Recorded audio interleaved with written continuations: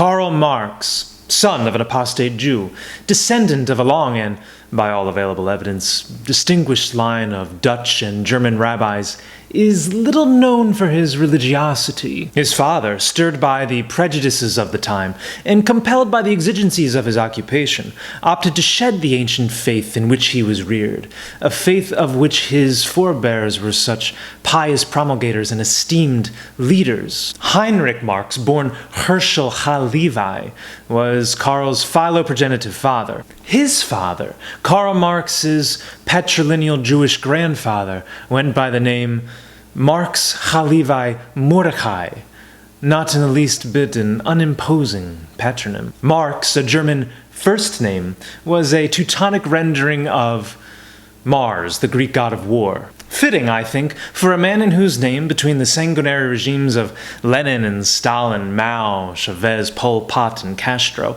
an imponderable number of human beings were killed. Herschel Levi, preferring Athens to Jerusalem, Solon to Solomon, and the Acropolis to the Second Temple, decided to paganize his name. In the first quarter of the 19th century, just as Napoleon's reign was crumbling toward its end, Herschel decided, once and for all, to sever his Semitic ties in order to work as a lawyer in Trier, a city on the western fringe of Europe, very much in the sphere of French influence. As I said, the elder Marx's conversion to Christianity was less a Damascene epiphany, that type of dramatic, perhaps even epileptic coup by which, while en route to Syria's vaunted capital, a persecuting St. Paul was violently overcome, than it was a crude, though perhaps necessary, occupational requirement. Heinrich appears to have been, on the whole, unbothered by the move from one faith to another, readily renouncing the faith by which, all of a sudden, his career prospects were stalled in favor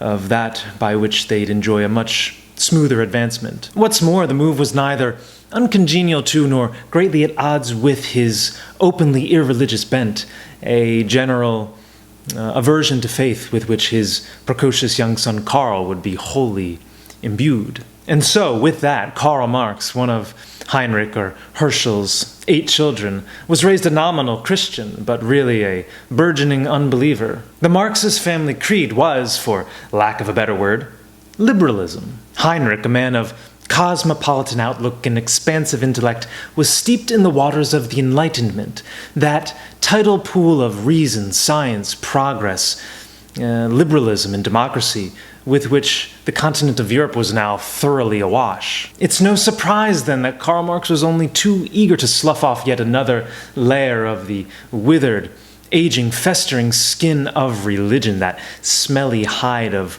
barbarian thinking and Stone Age thought, of which his father had, for the most part, cleansed himself. And by the time he reached the University of Bonn, Karl Marx was unblemished by these unsightly pockmarks of faith. There, as a student, Karl Marx fell under the intoxicating, spiritual spell of Georg Wilhelm Hegel, only to find sobriety in the teachings of the provocative young professor Ludwig Feuerbach.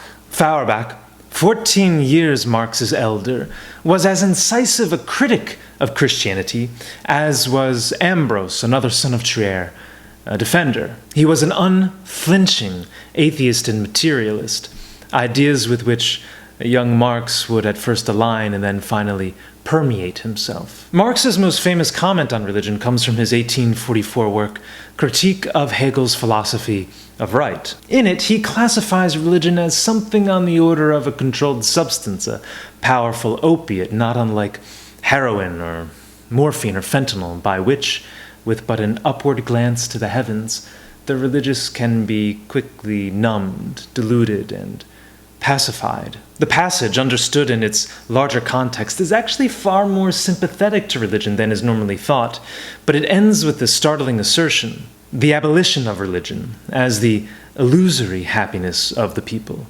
is the demand for their real happiness. For true happiness, then, the hazy, discoloring veil of religion must be stripped away. The glory ascribed to God should be redirected and invested in oneself. Given all this, you're likely to scoff at the proposition that Marxism is, by its nature, religious. The truth is that, in every perceptible way, It most certainly is. Most obviously, Marx was religious in his belief in the coming utopia of socialism. This, for him, would mark the inevitable consummation of an end to history, the high pinnacle of life toward which our abused and wearied species has been for far too long, and with no rest from hardship and toil, progressing. In the words of Bertrand Russell, England's greatest philosopher of the recent era, Marx professed himself an atheist, but retained a cosmic optimism which only theism could justify. Indeed, it is the very same cosmic optimism of which the Christian, in his expectation of the millennium and the rapture, partakes. The Muslim and the Jew participate in this same kind of eschatological thinking as well. True, this kind of cosmic optimism finds its roots in Hegel as opposed to the Bible, but wherever its source, it is the divine foundation upon which Marx's whole theory is built. And in what other ways is Marxism religious? Heaven, as noted, is the communist utopia, that stateless Eden from which all class distinctions have been wiped away and all oppression vanished. Hell is the capitalist society of modern Europe, that infernal pit in which wage laborers are abused, exploited, and, for all intents and purposes, enslaved. The elect are the proletariat, the reprobate, the avaricious bourgeoisie, the